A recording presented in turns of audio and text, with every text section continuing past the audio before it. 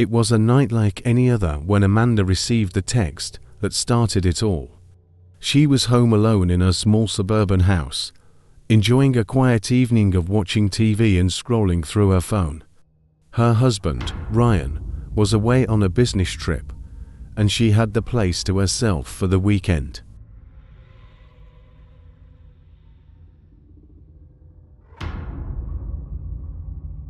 It was around 11 p.m. when her phone buzzed with a message from an unknown number. Normally, she would ignore messages from people she didn't know, but something about this one caught her attention. The message read, "Are you home alone? At first, Amanda laughed. She assumed it was some sort of prank or a wrong number. Without thinking too much of it, she typed a quick response, "wrong number." Then she went back to her show. A few minutes later, her phone buzzed again. "I know you're home alone, Amanda." The second message made her heart skip a beat. How did this person know her name? Amanda quickly checked her doors and windows, making sure everything was locked. Her neighborhood was usually quiet and safe, but now she was feeling exposed, vulnerable.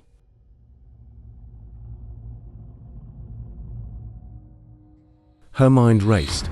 Maybe it was just one of her friends playing a joke on her. But none of her friends would take it this far, right? Before she could reply, another message came through. "I'm watching you." Amanda froze. She stared at the screen, her breath quickening. Was someone outside? She rushed to the window and cautiously peeked through the blinds. The street was empty, and the only sound was the faint hum of crickets in the distance. She locked her phone and tried to shake off the feeling of unease that was creeping over her. Maybe it really was just some twisted joke. But just as she was about to sit back down, her phone buzzed again. This time, it wasn't a text. It was a photo. Her stomach dropped when she opened it.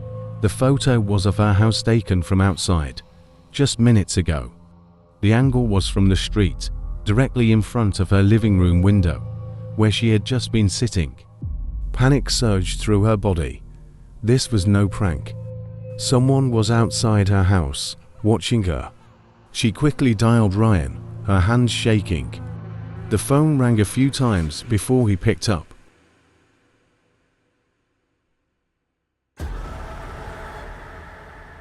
"Amanda, is everything okay?" His voice was groggy, like he had just woken up. "There's someone outside the house," she whispered, trying to keep her voice steady. "They're texting me. They sent me a picture of the house." Ryan immediately sounded more alert. "Are the doors locked?" "Yes, I checked." "But Ryan, what if they get in? What if?" Before she could finish, the doorbell rang. Amanda froze in place, her heart pounding so hard she thought it might explode out of her chest. The doorbell rang again, and again.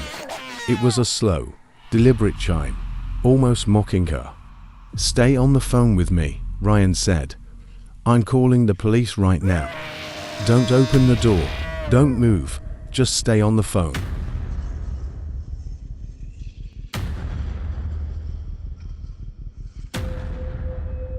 Amanda nodded, even though Ryan couldn't see her. She backed away from the front door, keeping her eyes on it, as if expecting someone to burst through at any moment. The doorbell rang a fourth time, and then it stopped. Silence. For a few seconds, Amanda thought maybe the person had left. Maybe it was just a twisted game, and now that they had their fun, they were gone. But then, her phone buzzed again. She hesitated before looking at it. Her hands were trembling as she opened the message. It was another photo. This one was taken from the side of the house, showing her kitchen window. The blinds were partially open, just enough to see inside. And in the photo, she could see herself standing by the front door, holding her phone. Her blood turned to ice. Whoever was outside wasn't just watching her. They were moving around her house, taking pictures of her from different angles. They knew exactly where she was, what she was doing. "I'm almost there," Ryan said, his voice strained. "The police should be on their way too." "Just hang in there, Amanda. Don't do anything." Suddenly, there was a loud thud against the back door. Amanda nearly dropped her phone as she spun around. The noise was followed by another, louder this time. Someone was trying to break in. "Ryan, they're at the back door," she whispered, tears welling up in her eyes. She ran into the kitchen, keeping her distance from the windows. She could hear the handle on the back door rattling violently now, as if whoever was outside was trying to force it open.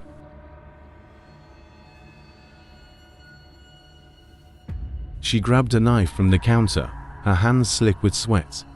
Her mind was racing. She couldn't think straight. She couldn't breathe. Then, the rattling stopped. The silence that followed was worse. Amanda strained to hear any movement, any sign of what was happening outside. For a moment, everything was still, and then she heard footsteps. They weren't coming from outside. They were coming from inside the house. Amanda's blood ran cold.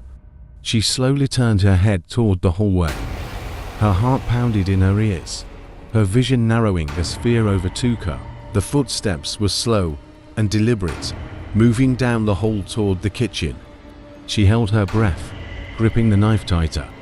How had they gotten in? How long had they been inside? She hadn't heard the front or back door open, and yet the footsteps were unmistakable. "I'm in the house," a voice whispered from the darkness of the hallway. Amanda's throat closed up, and for a moment, she couldn't move, couldn't scream.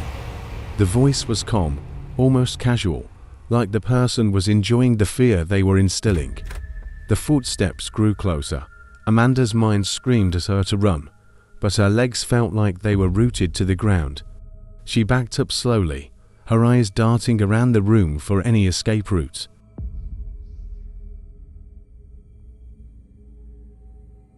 Suddenly, the kitchen door burst open, and Ryan ran in, his face pale with fear.